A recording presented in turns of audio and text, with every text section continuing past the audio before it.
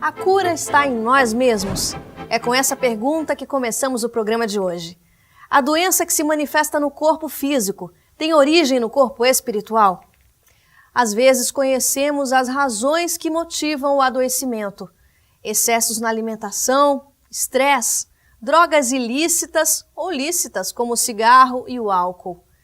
Mas como explicar dores aparentemente desconhecidas? Enfermidades que se manifestam sem razão comprovada ou histórico familiar.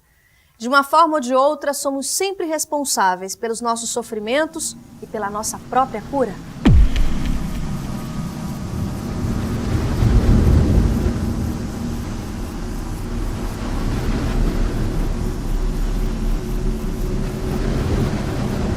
Na realidade, toda a nossa vida está subordinada às leis de causa e efeito.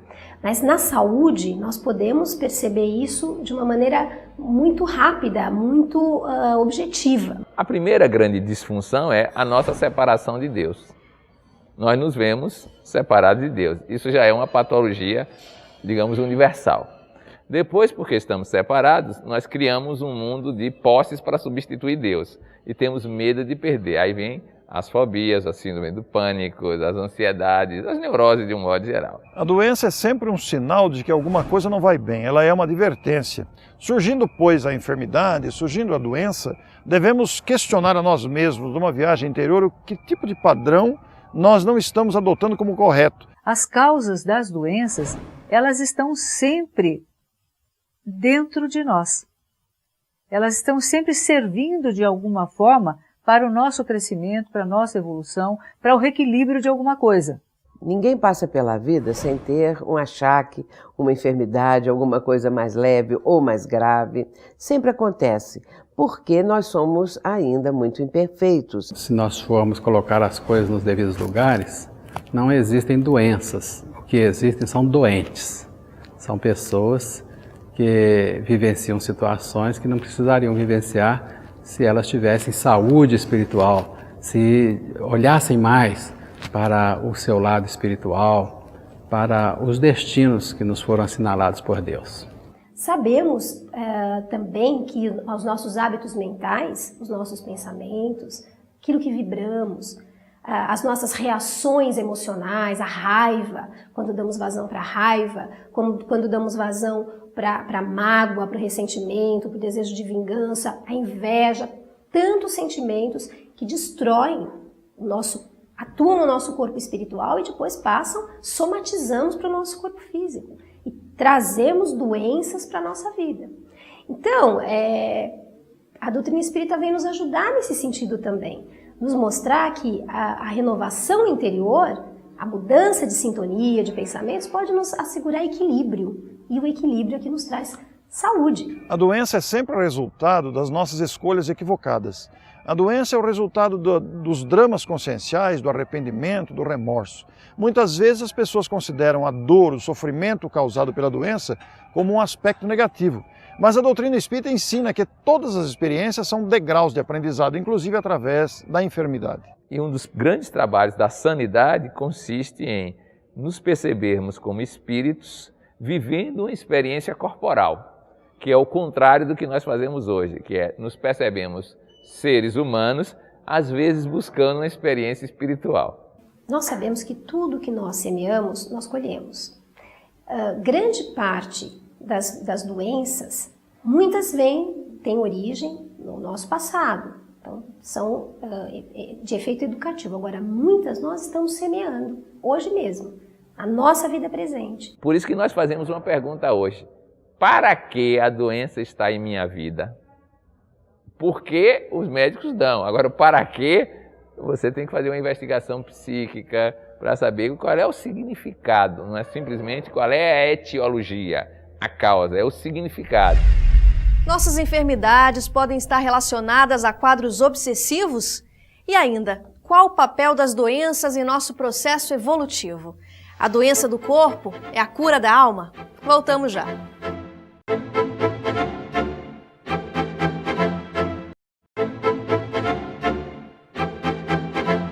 doenças podem ser trazidas de vidas passadas como parte do nosso processo de desenvolvimento espiritual. Nossa saúde também está subordinada à lei de causa e efeito?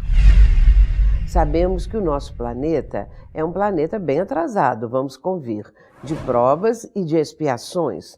Portanto, a humanidade que habita o planeta são espíritos que trazem um passado, um acervo de muito sofrimento devido a ações do pretérito, que foram ações prejudiciais, negativas, ações danosas. É claro que cada um aqui reencarnado traz esse acervo, essa bagagem que se reflete no hoje em forma de doenças, de problemas os mais diversos, dores morais, dores físicas que acometem o ser humano. Essa dor, essa restrição vai fazer com que ele comece a repensar a vida, não é? Vai dar um significado diferente e não utilitarista como provavelmente teve no passado.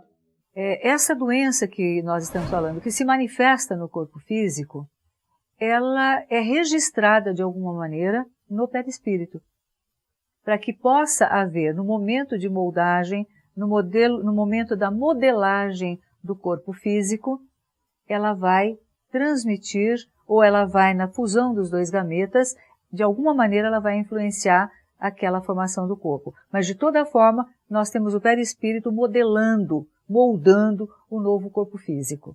Com isso, a doença ela já está prevista muitas vezes, porque existe algum tipo de aprendizado ligado naquele tipo de vivência. São proteções que você desenvolveu para eventuais desvios no seu projeto de encarnação. O indivíduo tem uma úlcera que, de vez em quando, ela se abria, doía, e ele aí diminuía o seu potencial destrutivo pela irritação, pela mágoa, em suma, pelo seu espírito de dominação. Então, as doenças têm vários papéis. Disse hoje que o diabetes mellitus, que é uma doença muito comum, é a doença do indisciplinado, que é para enquadrar o indivíduo num ritmo de disciplina de um modo geral. Então, você arruma uma genética que facilita, e um ambiente que faz aparecer, então você fica bem disciplinadozinho, principalmente quando é diabetes juvenil. Quando o homem deixa o corpo físico, ele leva no seu perispírito, para o plano espiritual, ele leva no seu corpo etéreo, no corpo sutil, as marcas de tudo o que ele fez durante a sua vida. Se ele atenta, por exemplo, contra a própria vida, dá um tiro na cabeça, por exemplo, ele vai levar essas marcas no seu corpo espiritual, para o plano espiritual. E outras agressões que ele faz contra o próprio corpo. Muitas vezes a pessoa atravessa a vida toda com uma saúde relativa. Claro que ninguém é perfeitamente saudável. Sempre nós teremos uma ou outra coisa a nos incomodar, digamos assim, a trazer um certo sofrimento. E de repente, mais no fim da vida, a pessoa pode apresentar então um quadro doloroso, uma enfermidade, uma provação maior, denotando a condição que temos nós todos de expurgar aquilo que ainda está no nosso pretérito, aquilo que ainda está no nosso próprio mundo íntimo, fazendo parte do nosso acervo espiritual. Além disso, aprendemos através da doutrina espírita que a justiça de Deus é perfeita, porque muitas vezes o indivíduo reencarna com problemas sérios, com uma cegueira, com uma limitação física decorrente de algum processo que ele semeou em outras encarnações, de aquilo que ele plantou em outras encarnações. É muito difícil para a gente compreender uma criança, um bebê, apresentando essas deficiências. E por que ele? E a doutrina espírita nos clareia isso. Muitas vezes o espírito escolhe esta prova, escolhe essa dificuldade como forma de se aprimorar. Então as doenças podem sim ter a sua origem em outra experiência física ou num pedido do espírito para caminhar mais rápido. Então, quando uma moça está grávida e a gente pergunta, você prefere menino ou menina? Ela diz, olha, tanto faz, desde que venha perfeito. Bom, e se não vier perfeito? Perfeito em quê? Porque aquela reencarnação, muitas vezes, ela já traz em si algo de congênito, algo de difícil tratamento, algo de difícil convivência. E a pessoa, a mãe e o pai, amam aquela criatura do mesmo jeito, embora seja muito mais trabalhoso naquele aspecto físico. Portanto, eu fico pensando assim, o que é o gene, o espermatozoide mais apto? É apto para quê? Não é para uma perfeição física, mas um instrumento de crescimento num determinado momento específico daquela trajetória evolutiva que o espírito vai aprender, vai vivenciar. Uma certa ocasião, o Chico estava com uma senhora e o filho dela não podia nem andar, ele não tinha os braços e não tinha as pernas. E aquilo representava um sofrimento enorme para aquela família, uma situação muito dura, muito difícil. E aquela mãe sempre perguntava ao Chico por que aquilo tinha acontecido, por que o filho dela tinha aquele problema, e ele ia levando. E em determinada ocasião, que ele pôde passar essa informação, ele disse a ela que aquela era a primeira oportunidade que ele estava tendo de viver uma encarnação inteira, porque ele já tinha tirado a própria vida várias vezes. Então, ele nasceu sem os braços, porque se ele tivesse os braços, ele podia atentar contra a própria vida. Não tinha as pernas, porque ele podia fazer a mesma coisa, se jogar de algum lugar. Então, que ele precisava de amor, de muito amor para se reequilibrar e para ter forças para, quem sabe, na próxima encarnação ele poder, então, exercer toda a sua potencialidade, tendo o autocontrole. E sempre lembramos das palavras do Cristo, a cada um segundo as suas obras. Tudo que nós fizermos, isso vai ser imputado a nós, se forem graves crimes, faltas, o que seja. E também os nossos acertos. Os acertos vão também somando com a nossa bagagem espiritual e vão nos fazer bem, claro, porque às vezes só nos lembramos dos erros, temos que nos lembrar dos acertos, do quanto acertamos. Eu lembro que às vezes, e observo isso, que no relacionamento a dois, uma pessoa pode fazer muito bem a outra, pode ajudar muito, e de repente ela comete um deslize, ela comete um erro, e aquela outra pessoa só vai lembrar desse erro, vai esquecer de todos os momentos em que a pessoa acertou, em que a pessoa a beneficiou, mas o erro ela vai ressaltar o tempo todo. Porque parece que há um certo prazer, parece que isso marca mais, porque a pessoa aí se sente sofrida de alguma forma, prejudicada, e vai ficar então batendo nessa tecla de um erro que a pessoa cometeu. Mas os acertos são importantes porque ele mostra que cada um de nós, não sendo perfeito, pode acertar em muitos momentos e em outro, de repente, cairmos. Me lembro do apóstolo Paulo, que sempre nos propõe continuarmos mesmo caindo, levantarmos e continuarmos mesmo com os joelhos desconjuntados, para que assim prossigamos na nossa caminhada. Eu não gosto muito de associar o papel da doença como sofrimento para poder levar à elevação espiritual. Pode existir essa função.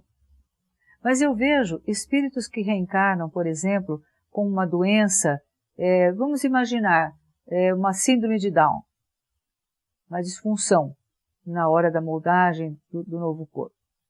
Às vezes aquele espírito veio com aquele problema e mobiliza nos pais uma vontade de montar uma instituição para ajudar outras pessoas naquela condição.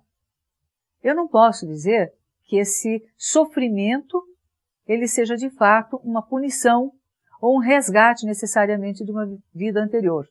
Às vezes vem um benfeitor, vem uma pessoa para passar por uma prova difícil, de difícil convivência com esse corpo que não funciona adequadamente, mas ele se predispõe a vir numa determinada condição e a partir daí nós temos os exemplos de várias associações que foram montadas, foram criadas porque um filho veio numa condição de um corpo deficitário.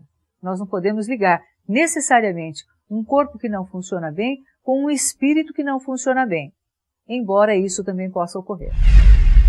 A doença que se manifesta no corpo físico pode ser resultado da influência de espíritos perturbados, vingativos, Como ficamos mais ou menos vulneráveis? Uma pessoa pode apresentar uma doença que nós podemos chamar de simulacro.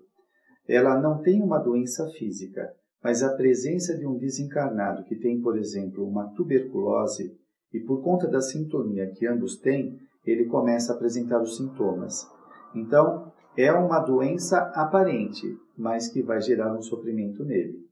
Como outras tantas doenças decorrentes da presença de um desencarnado, que desencarnou de alguma doença, de algum sofrimento, que ele vai irradiar isso junto do encarnado, e este pode sentir uma série de aflições, medos, incompreensão, dores fantasmas que não são suas, é do desencarnado. As doenças também podem estar associadas a quadros obsessivos. Nós vemos na literatura espírita, em vários momentos, nós vemos que entidades em desequilíbrio, obsessores, aplicam aquilo que eu chamo de passe ao contrário, né? Aplicam energias deletérias em determinadas áreas do nosso corpo. De toda forma, nós não podemos esquecer que a doença ela ocorre quando ela é fator de crescimento, de equilíbrio ou por imprevidência. Portanto, o orai e vigiai é um grande remédio preventivo para nós não adoecermos.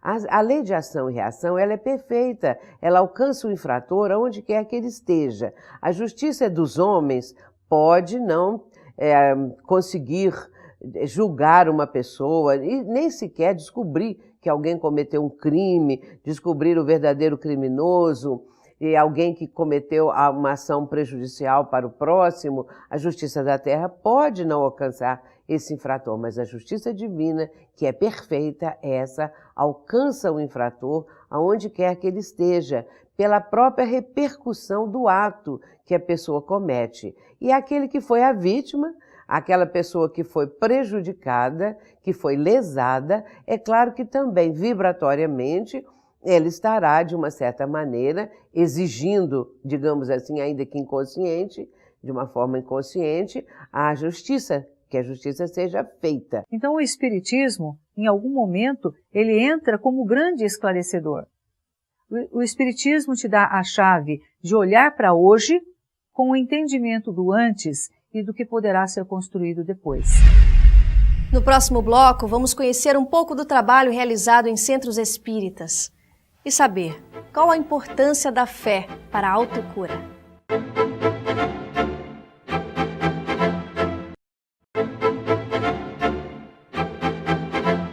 Como despertar a fé e enfrentar o desafio da doença. E como o Espiritismo pode auxiliar nos processos de autocura.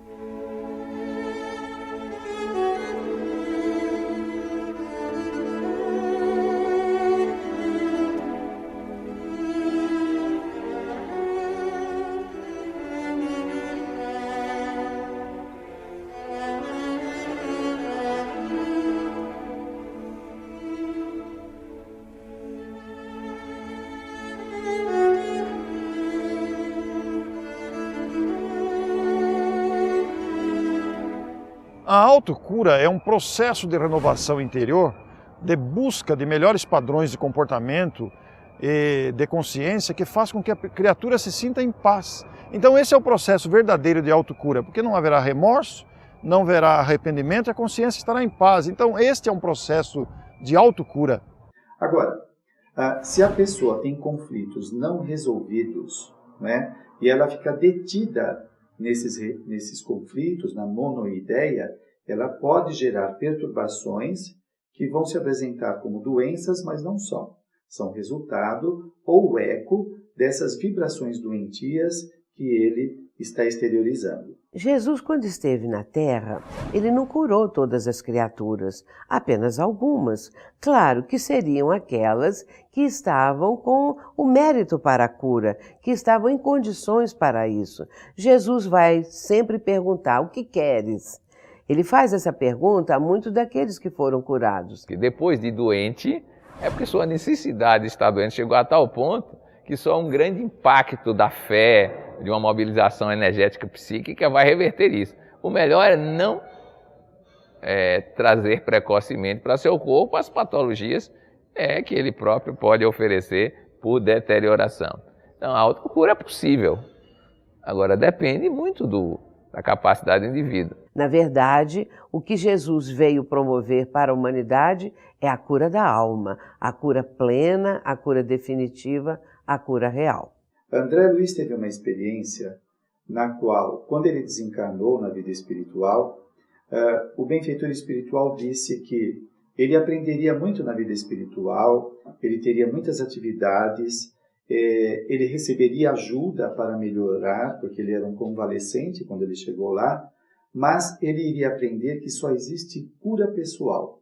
Não existe halo ou heterocura, ou seja, não tem cura que vem de fora, que vai nos deixar sadios se existe dentro de nós um tormento pessoal.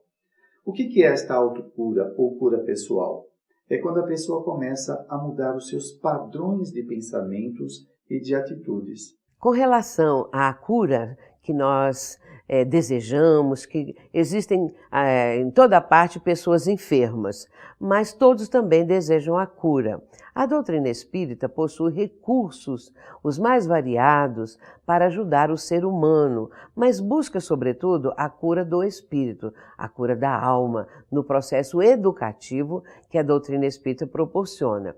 Entretanto, através da fluidoterapia, que é a aplicação de passes, através da própria evangelização da criatura, que são os princípios da doutrina, porque o Espiritismo traz Jesus de volta, revive os seus ensinamentos, e isso é muito importante dizer e conhecer e saber mesmo, para que nós possamos ter um entendimento maior, que acima da cura do corpo, devemos buscar a cura da alma. Porque a alma ficando curada, o corpo não vai ficar enfermo, porque será a alma, um espírito já educado em outros princípios e transformado, o que vai propiciar uma cura que aos poucos vai se instalando e aí sim, a cura definitiva. Mas a Casa Espírita, ela tem esses recursos e busca mesmo ajudar o ser humano na medicina da alma, que é a mais importante.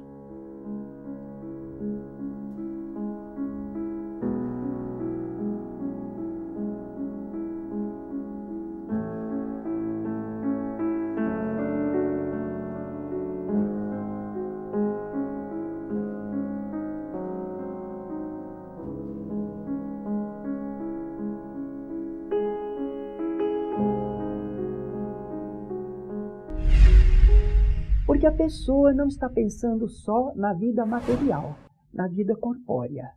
Ela está buscando uma orientação espiritual, o que fazer, como fazer, quanto fazer, naturalmente para obter as melhores respostas, a melhor orientação.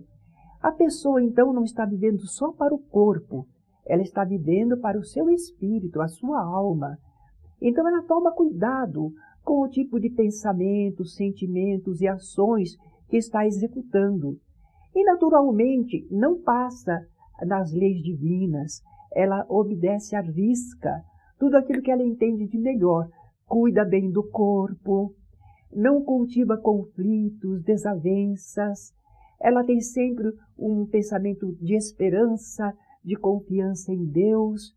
Por tudo isso, pelo modo como ela cuida da vida corpórea, e como ela age espiritualmente, essa pessoa encontra uma vivência muito mais saudável.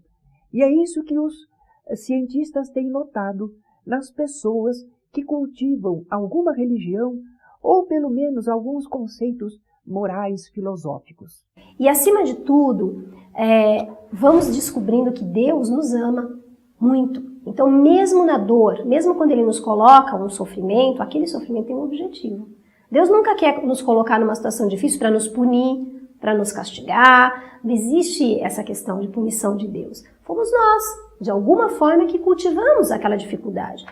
Deus nos dá, deixa que nós sofremos, nos dá essa possibilidade da dor para que a gente cresça, para que a gente amadureça. Quantas vezes vamos parar na nossa vida, rever os nossos valores e os nossos hábitos diante de uma doença que é colocada para a gente? Sem ela, às vezes, nós continuaríamos vida fora e poríamos a nossa encarnação toda a perder. O Espiritismo pode auxiliar no processo de entendimento das doenças. Muitas vezes a pessoa não tem a cura do corpo físico, mas ela tem o aprendizado decorrente daquela vivência. Nós temos um exemplo antigo que me foi passado há muitos e muitos anos pela Fundação André Luiz, quando a gente fazia visitas ao local com mocidades espíritas. E eu me lembro que tinha uma criaturinha num berço pequeno, ele era pequenininho, tinha uma vida vegetativa. E consta que depois do desencarne, ele disse que aquela foi a reencarnação mais produtiva, foi onde ele cresceu mais. E as pessoas perguntavam, será que ele ouve? Será que ele está entendendo? E ele falou, com aquele corpo eu não entendia nada, mas depois com o entendimento espiritual, eu estava registrando tudo aquilo e com o entendimento espiritual eu pude passar por uma prova que me deu o maior crescimento dentro da minha trajetória evolutiva. E como diz Joana de Ângeles, não é um processo punitivo, mas um processo educativo. Então, vamos procurar o recurso dentro da doutrina espírita, vamos buscar dentro, às vezes, de uma outra linha religiosa que acreditamos, vamos cultivar a fé, porque é dali que vai sair a força para a gente superar, né? E encontrar o conhecimento, o crescimento, o aprimoramento, que é o principal que nós precisamos na nossa caminhada evolutiva. Eu fico imaginando a primeira pergunta do Livro dos Espíritos. O que é Deus? É a inteligência suprema e causa primária de todas as coisas. Portanto, a minha causa primária. Essa inteligência suprema, ela só pode fazer perfeito, ela só pode fazer equilibrado, só pode fazer bom. Mas então por que tem tanta coisa errada? Porque ele também criou em evolução, em afloramento de potencialidades. Portanto, a questão da fé, ela acompanha uma nova visão do homem a respeito de si próprio, para poder ter de Deus uma visão menos humanizada e sim divina. Então, o ser humano vai se descobrindo um espírito com potencialidades divinas, porque ele vem desse grande Criador, desse Criador que é a inteligência suprema. A partir do momento que nós fizermos essa ligação, eu tenho confiança cada vez mais em mim e a mais confiança de que estou amparada pelo amor divino. Todos os atendimentos em centros espíritas são gratuitos e abertos à população. Visite e conheça de perto. Nos vemos no próximo Transição. Até lá!